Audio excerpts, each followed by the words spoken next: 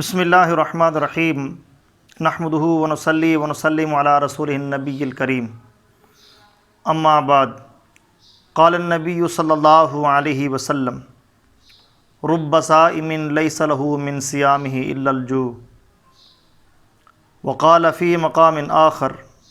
الصیام جنۃ ما لم یخرقها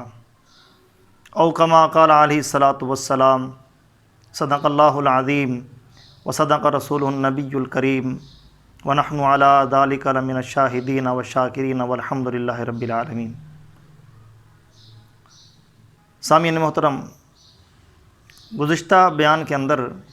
رمضان المبارک کے فضائل اور برکات کے حوالے سے گفتگو ہوئی تھی۔ آج رمضان المبارک کے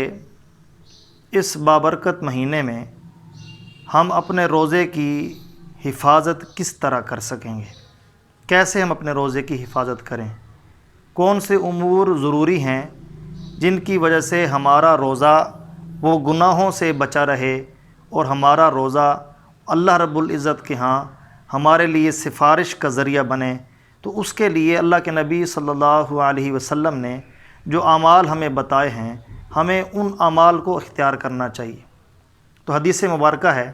اللہ کے نبی صلی اللہ علیہ وسلم نے فرمایا کہ بہت سے روزہ دار ایسے ہیں کہ ان کو اپنے روزے میں سوائے بھوکا پیاسا رہنے کے کچھ بھی حاصل نہیں ہوتا۔ مقصد یہ ہے کہ ہم نے حلال مال سے روزہ رکھا،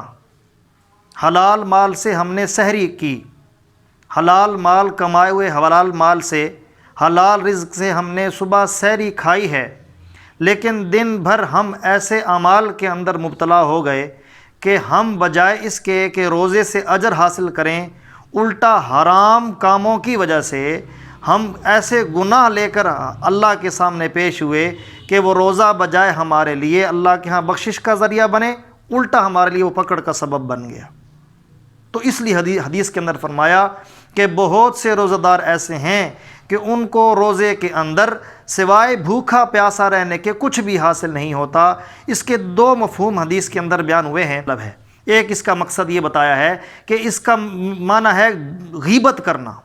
اپنے کسی مسلمان بھائی کی بدگوئی کرنا، اس کی پیٹھ پیچھے برائیاں بیان کرنا۔ یہ گویا کہ ایسا ہے کہ حدیث میں آتا ہے کہ اس نے اپنے بھائی کا مردار گوشت کھایا ہے، اور اس سے روزے کا وہ اجر جو اللہ رب العزت کے ہاں کہ میں اس کا اجر میں خود دوں گا، اس سے آدمی محروم ہو جاتا ہے۔ اس لیے ہمیں روزے کے اندر اپنے آپ کو ان حرام کاموں سے بچانا ہے کہ ہم نے غیبت نہیں کرنی۔ تو اس لیے کہا گیا حدیث کے اندر کہ بہت سے روزہ دار ایسے ہیں کہ ان کو سوائے بھوک کے کچھ بھی حاصل نہیں ہوا۔ اور دوسری حدیث کے اندر یہ بیان فرمایا کہ اللہ کے نبی صلی اللہ علیہ وسلم نے کہ روزہ ڈھال ہے، مطلب روزہ گناہوں سے بچاتا ہے جب تک کہ اس ڈھال کو پھاڑ نہ دیا جائے۔ صحابہ نے پوچھا یا رسول اللہ وہ کیسے پھاڑا جائے گا؟ آپ صلی اللہ علیہ وسلم نے فرمایا کہ غیبت اور جھوٹ کے ذریعے سے۔ بلکہ دوسری جگہ پر تو حضور صلی اللہ علیہ وسلم نے غیبت اور جھوٹ کو بدترین سود قرار دیا ہے کہ غیبت اور جھوٹ یہ بدترین سود ہے، ایک سود اور پھر اوپر سے بدترین سود فرما دیا گیا۔ تو کتنا بڑا جرم ہے، ہم روزہ رکھے ہوئے ہیں اور اپنی زبان کو ہم نے بدگوئیوں کے اندر مشغول رکھا ہوا ہے، روزہ رکھا ہوا ہے اور ہم جھوٹ کے اندر مبتلا ہیں۔ بہت سارے ایسے گناہ جو روزہ رکھ کر ہم نوجوان حضرات کو دیکھتے ہیں کر رہے ہیں کہ روزہ رکھا ہوا ہے اور سارا دن ٹی وی کے آگے پڑے ہوئے ہیں، روزہ رکھا ہوا ہے سارا دن وہ لغو گفتگو کے اندر اور فوش گفتگو کے اندر ہم لگے ہوئے ہیں۔ اس سے روزے کا جو اجر ہے وہ ضائع ہو جاتا ہے۔ اس لیے علماء نے فرمایا ہے کہ روزہ رکھ کر کم سے کم جو ہے ان احتیاطی تدابیر کو اختیار کیا جائے۔ ان احتیاطی تدابیر میں حضرات نے مختلف تدابیر بیان فرمائی ہیں۔ سب سے پہلے احتیاطی تدبیر جو روزے کے اندر بیان فرمائی ہے وہ ہے اپنی نگاہ کی حفاظت، کہ روزہ رکھ کر اپنی نگاہ کو، اپنی نظروں کو حرام جگہ پر استعمال نہ کرے، حرام مت دیکھے۔ حتیٰ کہ علماء نے یہاں تک فرمایا ہے کہ اپنی بیوی کی طرف بھی شہوت کی نگاہ سے نہ دیکھے جو کہ حلال ہے۔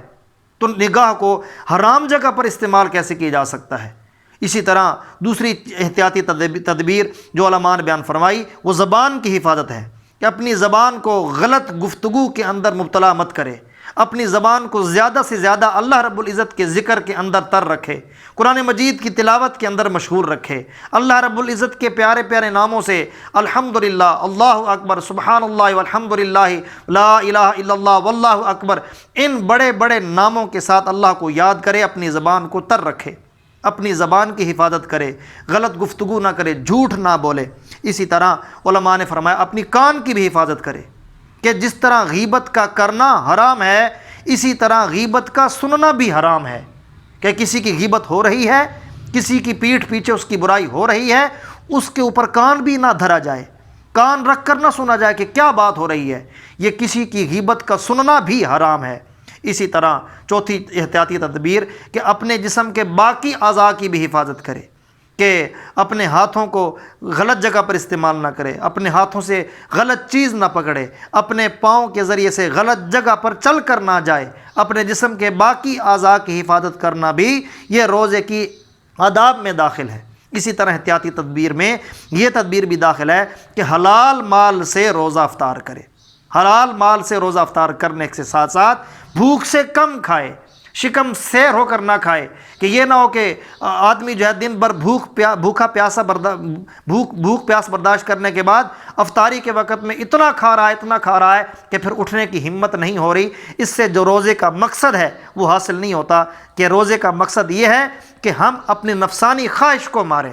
اپنی خواہشات نفسانی کو ماریں۔ اسی لیے تو کہا گیا ہے کہ روزہ رکھ کر غریب کی بھوک اور مسکین کی بھوک کا احساس پیدا ہوتا ہے۔ اگر ہم شکم سیر ہو کر کھائیں گے تو اس سے تو پھر غریب کی اور مسکین کی بھوک کا احساس ہمیں پیدا نہیں ہوگا۔ اس لیے کہا گیا کہ حلال مال سے کم کھائے، حلال مال سے کھائے لیکن اب بھوک سے کم کھائے، شکم سیر ہو کر نہ کھائے۔ یہ بھی احتیاطی تدبیر میں داخل ہے کہ روزے کی اس سے حفاظت ہوتی ہے۔ اور چھٹی